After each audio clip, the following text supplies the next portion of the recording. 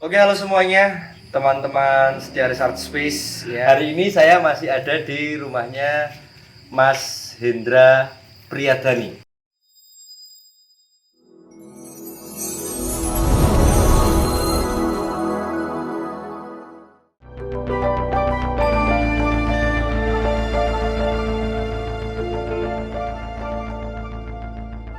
Priyadani, bener ya Mas ya? Mas Dani, Mas Dani. Ponorogo rasanya. Mas Dani. Ya, beliau ini adalah salah satu pelaku seni rupa, biasanya menggunakan membuat karya-karya instalasi ya Mas ya, membuat karya-karya instalasi di bidang seni rupa. Lukis juga nggak Mas? Tahun ini aku mau rilis lukisan. Lukisan, tahun ini mau rilis lukisan. Lukisan ala aku Mas. Ala Mas Hendra Priyadani berarti. Iya. Khusus. Karena biasanya kalau misalkan ikut pameran, setahu saya Mas Hendra Priyadani ini memang biasanya menggunakan instalasi sebagai sarana media seninya. Juga beliau ini adalah salah satu vokalis band ternama. Bernama, bukan bernama. bernama. Ya, vokalisnya dari band Sangkakala kalau misalkan kalian tahu ya. Dan untuk hari ini ya, karena Setiaris Art Space itu akan ada event yang namanya Tetenger. Nah, event Tetenger ini adalah event seni rupa yang nantinya akan dikuratori oleh Mas Hendra Priyadani ini. Oke, langsung aja kita mau tanya-tanya ke Mas Hendra, Mas Dani. Kita mau tanya-tanya ke Mas Dani mengenai seni rupa, karena sebelum kita masuk ke area nanti event, area juga mengenai apa sih pameran ini dan skala yang lainnya, sepertinya memang masih perlu banyak edukasi mengenai seni rupa, karena termasuk saya sendiri itu juga sebenarnya kurang memahami. Jadi seni rupa itu secara mudahnya itu apa sih Mas? Seni rupa itu secara banal atau sesuatu yang bisa dilihat dan indah untuk dilihat sebenarnya. Tapi secara literasi, kalau sebelum seni rupa menurutku aku pernah punya istilah bahwa puncak dari seni itu adalah magis. Jadi tidak hanya sekedar keindahan, karena kalau keindahan itu terbatas pada sesuatu yang bagus, cantik, indah, putih, elok. Tapi kalau seni harus melampaui itu, seperti orang jatuh cinta, jadi bisa kangen, bisa benci. Tapi sesuatu itu mengusik sampai ke hati, Jadi istilahnya harus jatuh hati memang. Melalui sebuah visual. Nah, kemudian medianya kan, kalau seni rupa jadi media yang bisa dilihat, visual. Oh, begitu. Jadi, ya kurang lebihnya seperti itu ya. Intinya, makanya ada istilah kalau seni itu cuma hal yang keindahan misalnya gitu, film horor itu nggak laku mesti. Karena dia menakutkan kan. Tapi itu kan jadi industri seni juga. Bagian dari cabang seni juga. Berarti visual yang mampu menggugah emosi atau perasaan. Iya, harus sampai di sana. Karena nanti menurutku ada lapisan-lapisannya ya. Bisa jadi satu goresan, bisa membuat orang terngiang. Nah, itu memang ada sesuatu yang apa ya? Secara teori mungkin, atau secara gambaran itu kadang kurang bisa menurutku, karena nanti ada perspektif interpretasi atau perspektif secara personal mengenai sudut pandang seni itu dan seni itu gitu. Kemudian misalnya aku di seni rupa gitu, menggunakan media yang bisa dilihat karena visual. Oke. Tapi kan Mas, kalau misalkan bicara masalah seni rupa, kalau misal secara teori tidak akan berbicara mengenai gimana ya menuangkan rasa, bagaimana menuangkan emosi sampai membawa orang emosi itu bisa masuk ke dalam sebuah visual, dalam artian terbawa, gitu kan. Lalu seni rupa ini visualisasinya bisa nggak kalau misalkan hanya secara estetika atau yus pokoknya gambar kayak gitu? Apapun ya, menurut saya segala yang bisa dilihat itu sampai dia jatuh cinta itu Seni rupa. menurut saya sampai sesimpel itu ya, karena nanti kalau akhirnya nanti kan panjang itu buntutnya. Misalnya saya membuat sesuatu, terus sesuatu itu ada ceritanya ataupun tidak, tapi ada orang suka juga karena kan latar belakangnya atau tidak itu. Jadi seperti orang jatuh cinta bisa harusnya tanpa syarat kan sebenarnya, tapi karena masuk ke nanti ada lagi bagian part-part lagi yang lain gitu, karena kan ada genre-genre lah istilahnya, ada nanti modern, konseptual, ada lagi kontemporari misalnya gitulah. Konseptual itu harusnya bercerita tentang konsepnya, misalnya konseptual. Nah maksudnya akhirnya nanti masing-masing punya bendera masing-masing gitu seolah, tapi itu di bawah seni dan di bawah seni rupa. Oke. Tadi bicara masalah sudut pandang Mas ya, berarti kita. Karena hari ini kalau misalkan saya lihat di Ponorogo, kita lihat di lingkungan sekitar di Ponorogo ini mengenai sudut pandang seni rupa, gitu kan. Bahwasanya perkembangan di sini itu cukup tertinggal jauh dari kota-kota besar. Kita tertinggal jauh dari apa namanya, Amerika, kelompok kalau itu pasti kayaknya dari kelompok-kelompok lain lah di daerah-daerah lain gitu ya. Kalau menurut Mas Dhani sendiri, dari sudut pandang Mas Dhani, perkembangan seni rupa secara nasional itu bagaimana? Dan kalau misalkan di Ponorogo itu kita tertinggalnya itu berapa jauh sih Mas? Sebenarnya apa ya, kalau istilah itu bahasa literasi atau bahasa penulis atau bahasa redaksional ya, ada istilah tertinggal karena dia punya tolak ukur gitu. Ketika ada istilah tertinggal berarti ada tolak ukur kan. Kalau secara global aja, Indonesia itu setahu saya tidak punya akar seninya itu dari mana, tapi tradisi memang punya. Nah, tradisi nanti ke budaya kan. Nah, seni itu kan bagian dari budaya lah. Kalau seni rupa modern misalnya gitu, kalau menengok sejarahnya kan, jadi memang panjang dan memang di sini kadang tidak runut karena kita tidak mempunyai infrastruktur untuk membuat sesuatu itu jadi runut. Misalnya museum gitu, atau misalnya institusi seni aja itu kan baru awalnya dari ASRI terus jadi ISI Jogja, terus jadi IKJ itu, terus sekarang STSI itu jadi ISI juga, ISI Bali, ada ISI Solo gitu. Itu kan belum lama.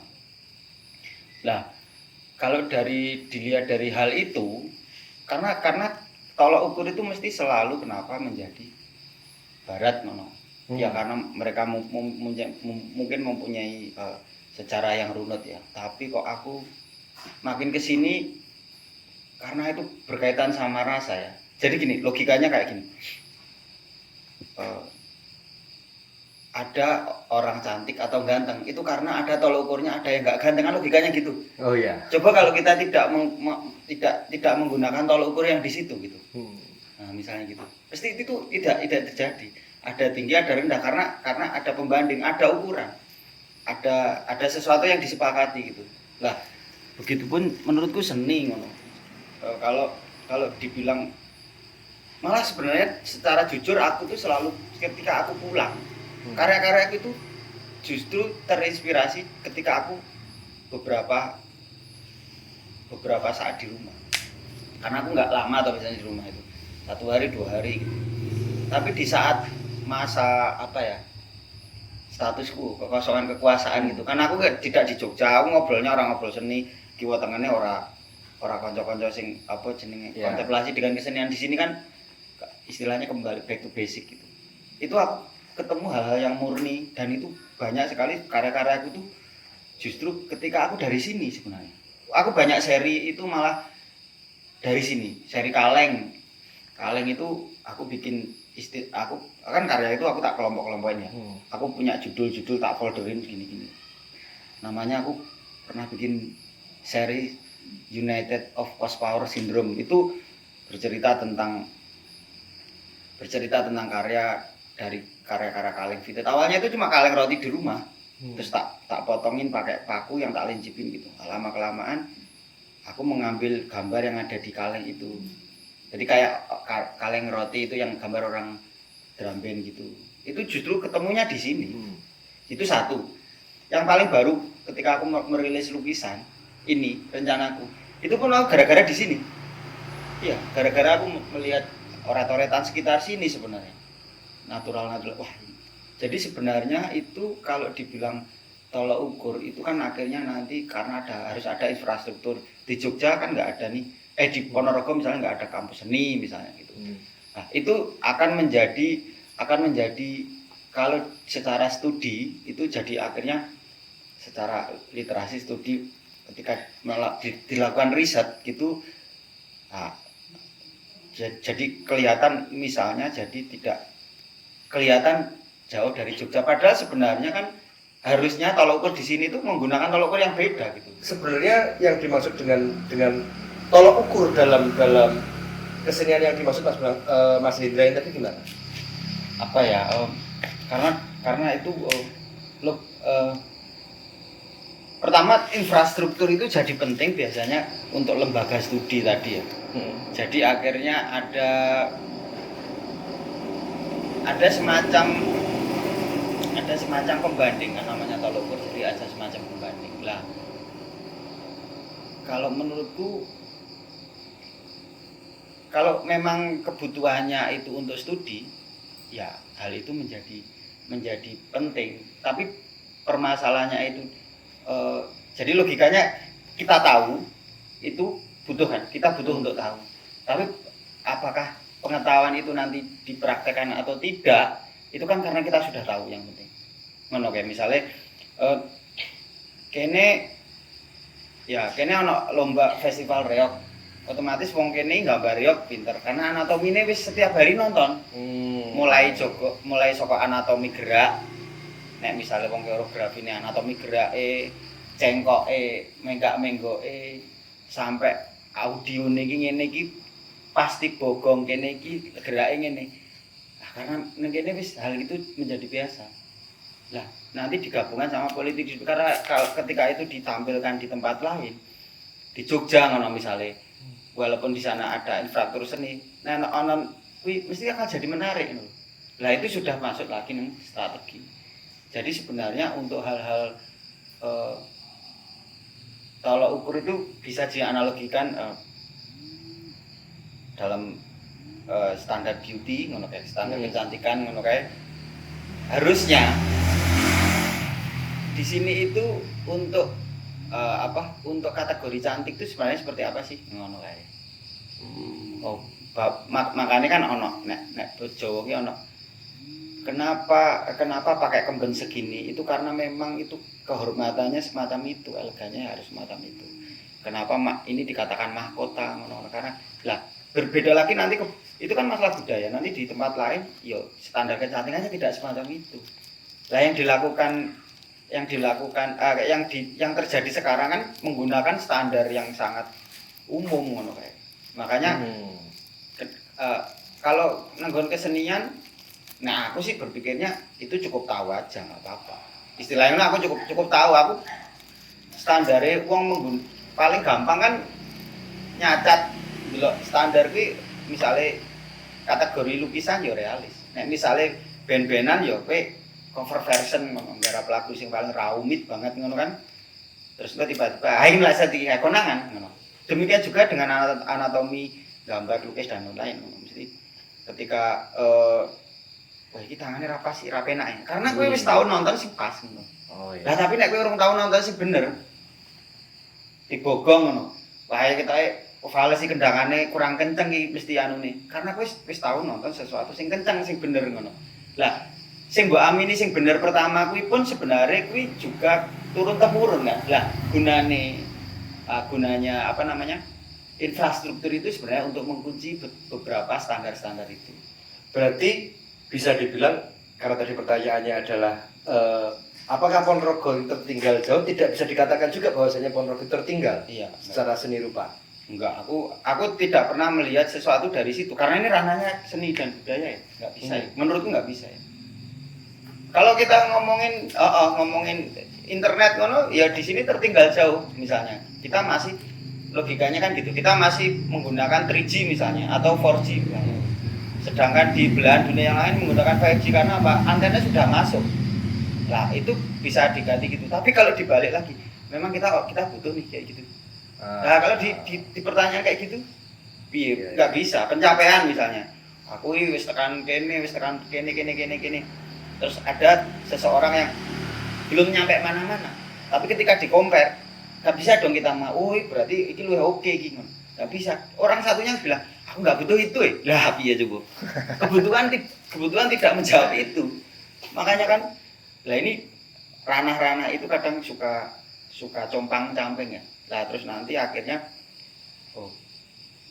yang menurutku menjadi tepat adalah menggarisbawahi bahwa memberitakan, memberitakan atau menginformasikan dan mempublikasikan.